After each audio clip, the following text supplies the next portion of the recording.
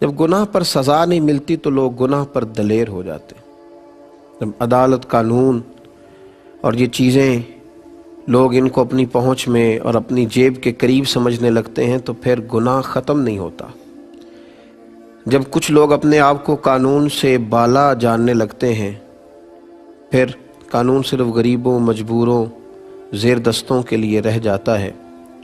نبی پاک علیہ السلام کا وہ فرمان سنگ میل کی حیثیت رکھتا ہے، سنگ میل کی۔ جب ایک بہت بڑے خاندان کی اس خاتون نے چوری کی اور کچھ لوگ ان کے سفارشی بن کے آئے تو ایک سنگ میل، ایک دستور، ایک جملے میں نبی پاک علیہ السلام نے پوری کائنات کی ساری حقیقتیں سمیٹ کے رکھ دی۔ فرمایا مجھ سے سفارش نہ کرو اس خاتون کے لیے، اس پر چوری ثابت ہو گئی۔ فرمایا اگر میری بیٹی فاطمہ، جن کا نام لیتے وقت ادب سے آنکھیں جھکتی ہیں، زبان عرق گلاب سے وضو کرنے کو دل چاہتا ہے، کئی دفعہ دھوئیں تو پھر بھی شرم محسوس ہو، اتنا بڑا نام، اتنا پاکیزہ نام، فرمایا محبوب نے میری فاطمہ بھی چوری کرتی تو میں اس کے بھی ہاتھ کاٹ دیتا۔ گویا اتنی بڑی بات حضور نے کر کے یہ دروازہ ہی بند کر دیا کہ گناہ پر اگر سزا نہیں ملے گی تو جرم ختم نہیں ہوگا۔ تو نبی پاک علیہ السلام نے سب سے پہلا انتظام معاشرے سے گناہ کو ختم کرنے کے لیے یہ کیا کہ گناہوں پر سخت سزائیں رکھیں۔ حضور رحمت للعالمین ہے، لیکن میرے محبوب نے اپنے سامنے لوگوں کو کوڑے مروائے۔ حضور علیہ السلام نے اپنی نگاہوں کے سامنے لوگوں کو سنسار کروایا، سزائیں دلوائیں۔ وہ بھی حضور کی رحمت ہے، وہ بھی کرم ہے۔ جڑی بوٹی اگر کٹ جاتی ہے تو باقی فصل کا نفع ہوتا ہے۔ تو سزا کا اعلان حضور نے کیا، پہلی بات۔ دوسری بات یہ کہ نبی پاک صلی اللہ تعالی علیہ وسلم نے ان سارے اسباب سے منع کر دیا جو گناہ کی طرف لے کر کے جاتے ہیں۔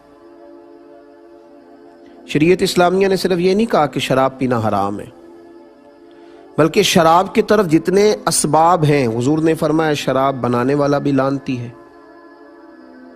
صرف پینے والے کی بات نہیں، بنانے والا بھی، خریدنے والا بھی، بیچنے والا بھی، گواہ بننے والا بھی، اس سودے کو سمجھنے والا اور اس پر راضی ہونے والا بھی، اس کے لیے اسباب فراہم کرنے والا بھی۔ نبی پاک نے ان سارے اسباب کو جو گناہ کی طرف لے کر کے جاتے ہیں۔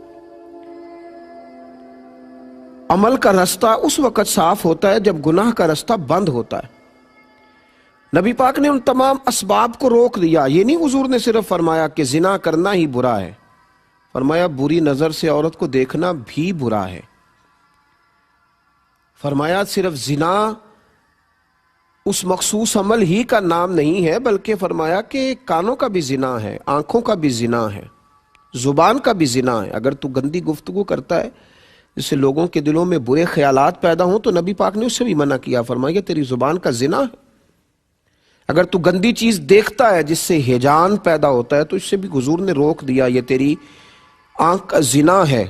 اور تیرا کان اگر گند سننے کے بعد اس غلاظت کی طرف، اس گناہ کی طرف مائل ہوتا ہے تو حضور صلی اللہ علیہ وسلم نے اس سے بھی روک دیا۔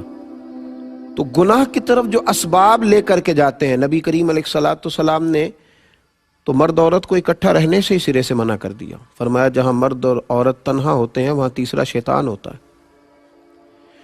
پہلی بات یہ کہ گناہ ختم کرنے کے لیے حضور نے سخت سزا کا اعلان فرمایا، قانون کے مطابق اسے کڑی سزا دی جائے گی، رعایت نہیں دی جائے گی۔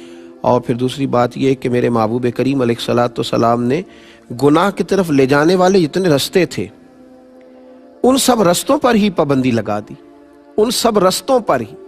وہ لوگ جو بڑے مقدس بنتے ہیں، آئے ہیں نا مارکیٹ میں ایسے لوگ جو کہتے ہیں کہ یہ تو شاگرد ہے، یہ تو مریدنی ہے، یہ تو فلاں ہے، یہاں تو گنجائش ہے، یہ تو بیٹی جیسی ہے، یہ تو بیٹی کی طرح ہے، یہ تو میری بہنوں کی طرح۔ ان رستوں پہ بھی حضور نے پابندی لگا دی۔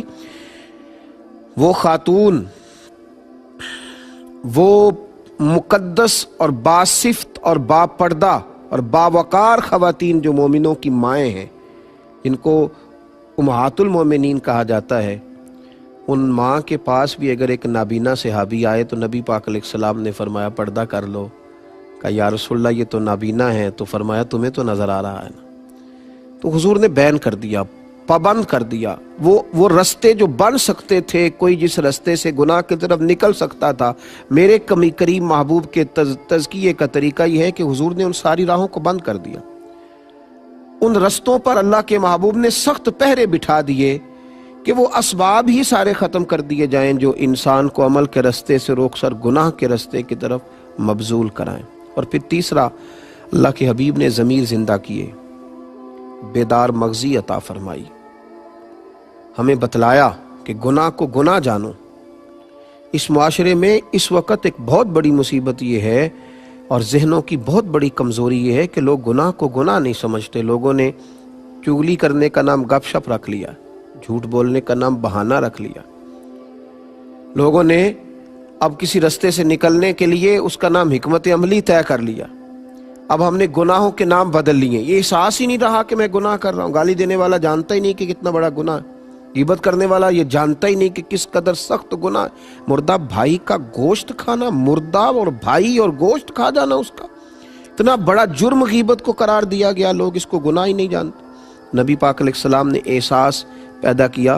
ہمارے بزرگ مثال دیا کرتے ہیں، وہ فرماتے ہیں کہ یہ احساس ہوتا ہے.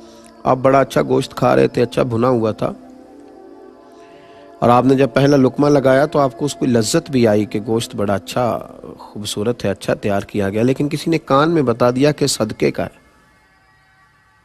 زکوٰۃ کا ہے.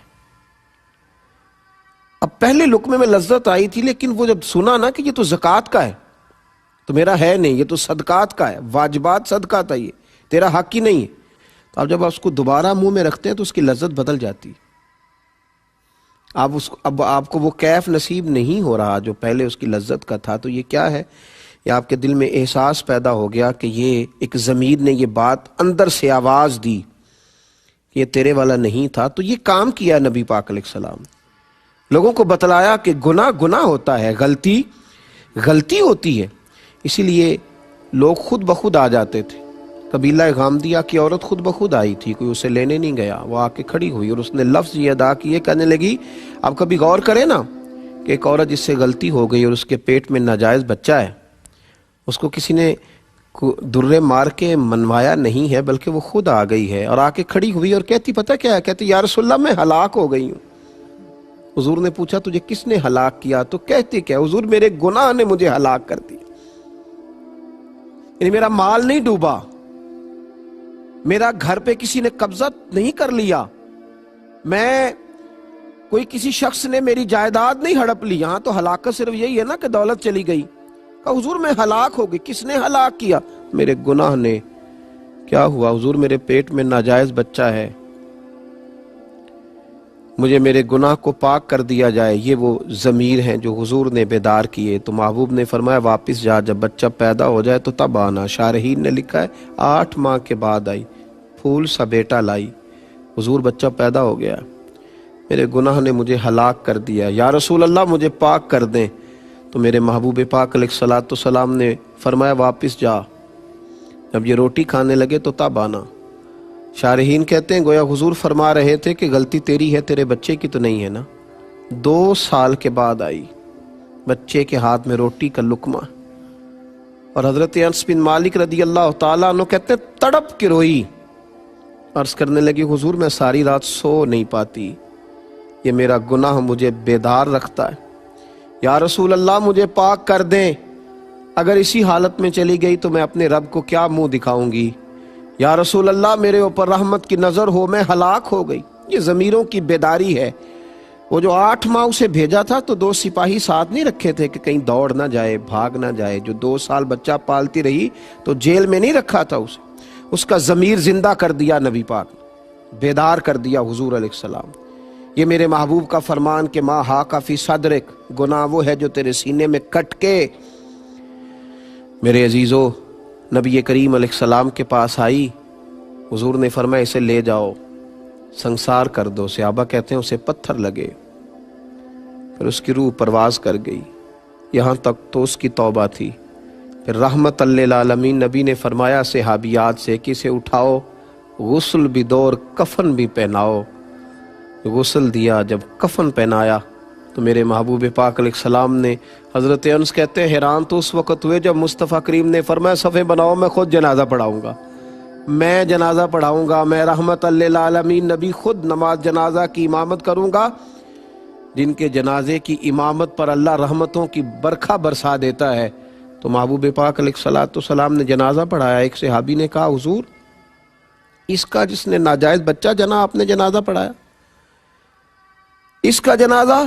تو نبی پاک صلی اللہ تعالی علیہ وآلہ وسلم نے ارشاد فرمایا تم نے